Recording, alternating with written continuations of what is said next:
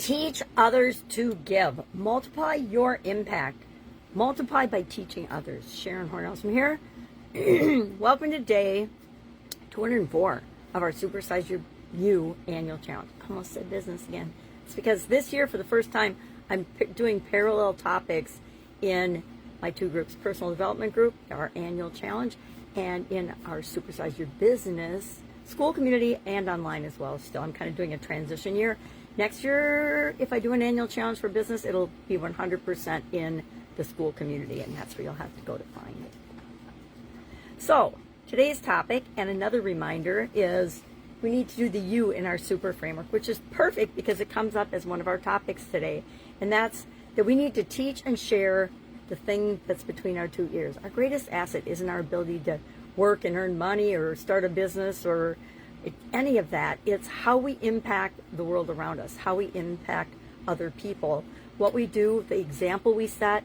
I always say, and I've said this literally hundreds of times since I came online and even before, either you're an example of what to do and how to do it and to inspire other people, or you're a warning of what not to do, how to freak other people out, including your friends and relatives. If that's your game, go for it. Excuse me, my throat is just funky the last 2 days. And there's lots of stuff in the air. And I like coffee in the morning. So the whole point of today is day 204, like I mentioned, of our Supersize You annual challenge. And we're talking about contribution all this month. If you're just joining us, you might not know that, so I like to bring it up. But it's our responsibility, whether we choose to accept it or not, to make the world a better place, and do that by sharing and teaching skills and abilities we acquire throughout our experiences and our adventures here on planet Earth. I think I've done that most of my life. I think it's automatic. I learned it from my parents. My parents were both incredibly giving people. They were active in the community. They were active in our lives. They were always learning and growing and training and teaching other people. They were actually, if anybody knows what this is, I don't even know if it still exists, Andrew Carnegie facilitators and coaches. And my dad worked at 3M. My mom stayed at home with us girls, but they did that for years when we were growing up. So that had a profound positive impact on my sisters and I in terms of knowing that there's incredible value in teaching other people certain skills and things that you know and you've learned. And not just that you've learned. It's not all about reading books and education. I think it's more important that you learn from your life experiences and share that with people. It's the reason I started doing these videos in the first place. It's like, okay, at the time I started, I'd been around for like 45 years in business. Now it's like 53 years or something outrageous. Because I started young. I'm pretty old too, but I started young. And the reason I did is because I was following the example that my dad set for my sisters and I. And we all went in totally different paths, which I find fascinating. But we all have been lifelong learners and people that give back to things around us, people around us, etc. I guess let's ask ourselves some reflective questions today around this. Now, as you know, I'm a pusher of the be a giver, not a taker philosophy. We all consume, but if we're all consuming and things are all consuming to us, we get into trouble, because what we put out into the world, aka give, is what comes back to us. So if we're just taking, what's going to happen? We're going to attract people that just want to take from us. Not the best circumstances to perpetrate. So I'm going to actually look at my sheet and ask you these questions. I'm going to read them with my magnifying glass. Skills are actually the only wealth that multiplies when shared. So think about that, except for hugs. Hugs aren't any good if you keep them. If you keep them, my dad used to always tell my sisters and I that. So there's certain things, and then hugs are an example of giving, right? It's actually a really good example of giving.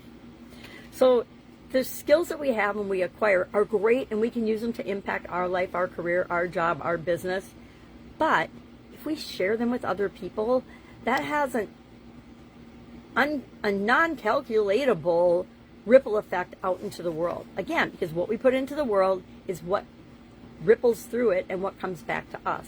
Usually comes back to us tenfold, which is why I warn my children and grandchildren, be careful what you do and say, because it can come back to you another day. And that's not necessarily what you want. If you're putting bad into the world, do you want bad to come back to you?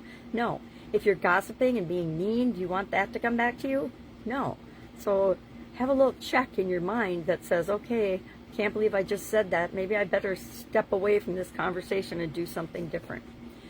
Teaching creates teachers. When you teach somebody how to do something, not only does it reinforce the learning for you, but it encourages other people to do the same. People like to pass it on. It's why stories are so powerful.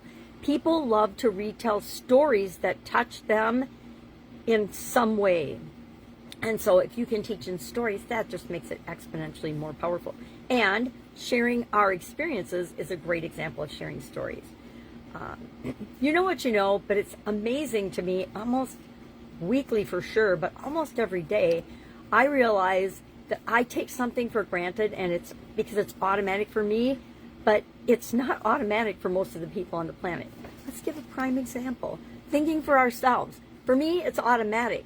It isn't so for most of the people on the planet. At least not in, I don't think anywhere on the planet. I don't think it is human nature to think for yourself. I think we're kind of like herd animals. Many people are sheep. That's why it's such a great analogy. And it's a skill that if I can teach my grandchildren and other people, and I share it all the time, to think for ourselves and understand how something really impacts us, not how somebody else said it was going to impact us, and then, is it true? Is it true for me? Etc. We need to ask ourselves questions when we catch ourselves going off on those thinking loops that aren't really thinking at all. They're just going along with the program. So today, let's talk about the you in our super framework before I forget. I'm going to pull it down. Super framework. This is a great example of how we can share with other people. Create your own frameworks. Find ways that you do something that works really well for you, and then share it with somebody else. Oh, but it's my secret proprietary stuff. Nonsense. There is no such thing. Guess what? I guarantee all of my frameworks are all over the internet. And do I care? No, because I rather have the positive ripple effect that has if someone actually uses it than care my ego or my identity is tied into it's mine, right? That's just narcissistic, I think, or selfish, and very scarcity mentality, which is the opposite of what we want. So, yesterday we talked about specifying our target. What is it that we actually want in the area of contribution by the end of the year? Then, today, we're going to uncover what actually is. What's actually happening in our life right now in the area of contribution. If it's nothing, it's nothing. That's just where we are. No judgment, no criticism, no beating ourselves up. Just be honest with where we are. And how do we know? We think about it. We sit down with a piece of paper and a notebook, and we're like, all right, where are we? 0. Well, if we're at 0 and we're not doing anything, or we go to Goodwill once every 2 years, then we go to Goodwill once every 2 years. What's stopping us from looking around at the things we no longer use and going there tomorrow, going there today? Let's just do something.